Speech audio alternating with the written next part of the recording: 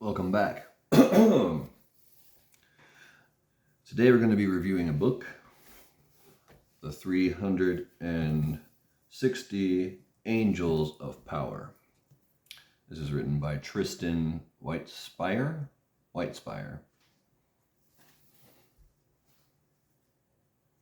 There we go.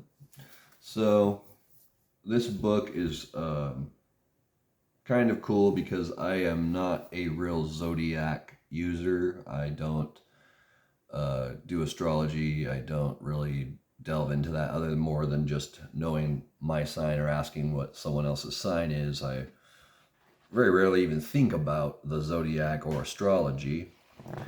So this book is kind of cool because it's basically taking that 360-degree angle chart that we've all been familiar with. Shape your destiny with the power of the 360 angels of the zodiac to manifest the life you desire.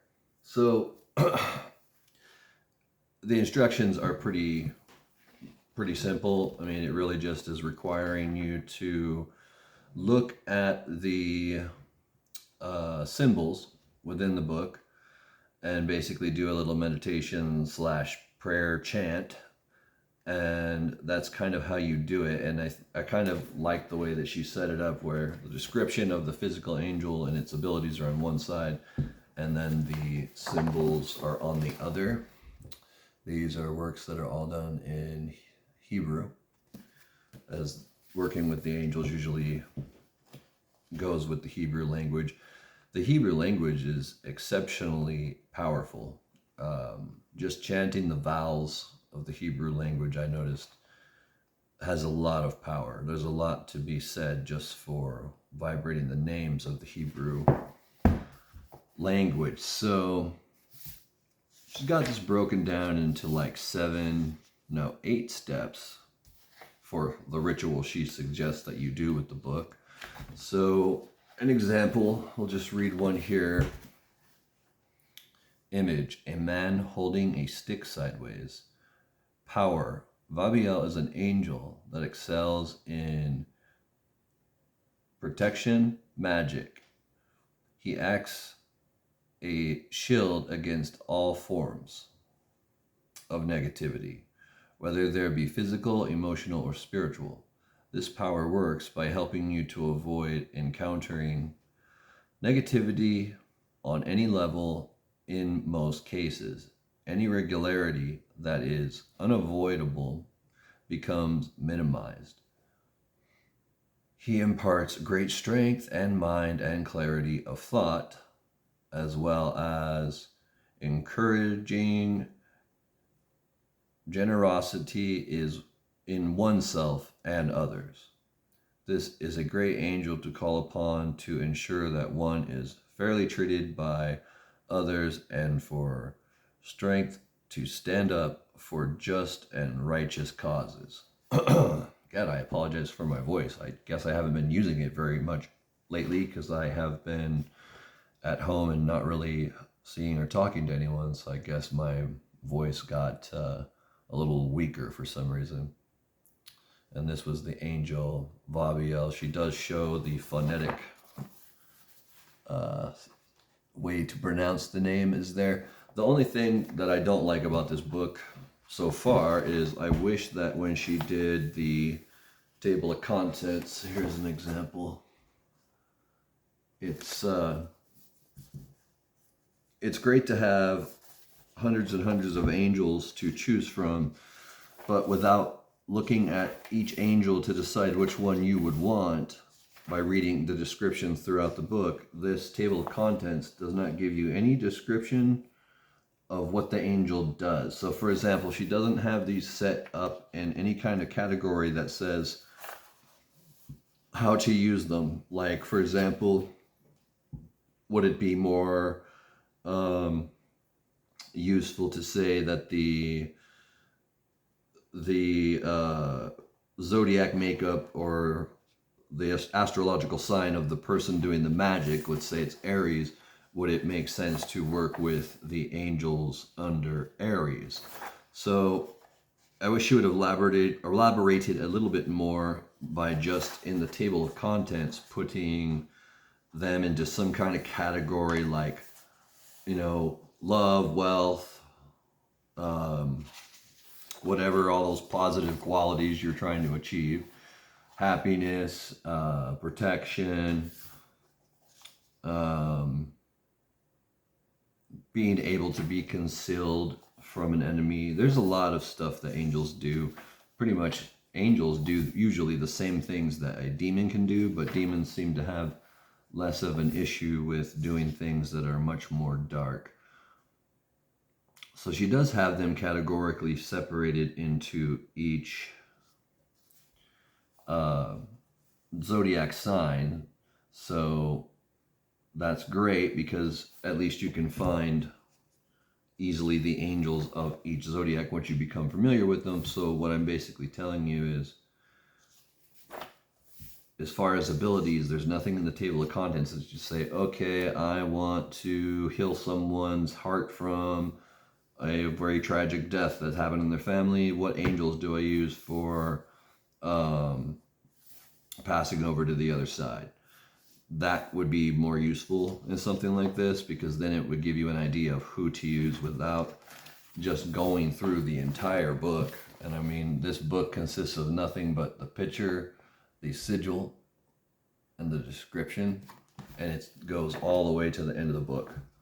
I mean, this is a massive tome. I dare say it could have been done in a much smaller book, but I like the fact that she took the liberty to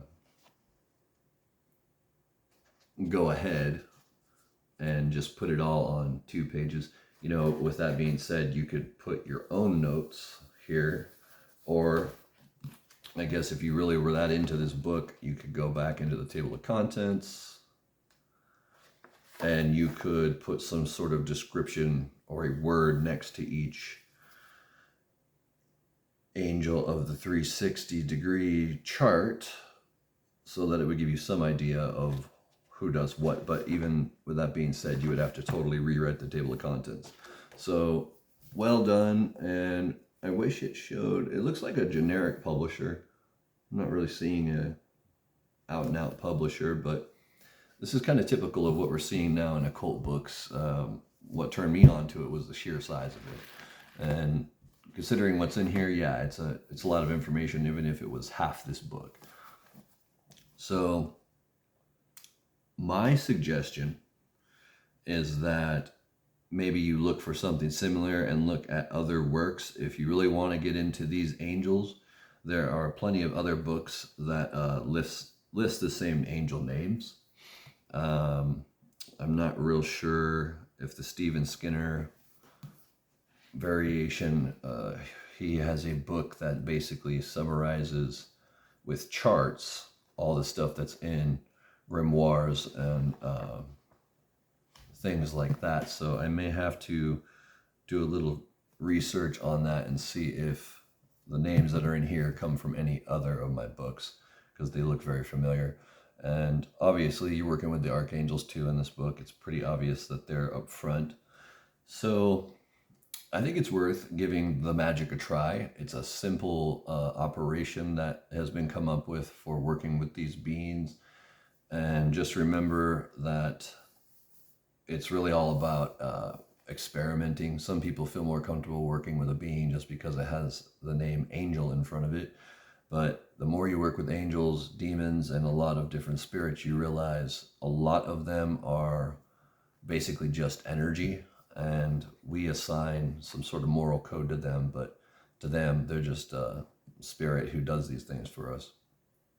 And I don't really think they see themselves in any moral light, other than one side of the army likes to help and somehow heal or prevent darkness and violence and destruction and the horrors of reality.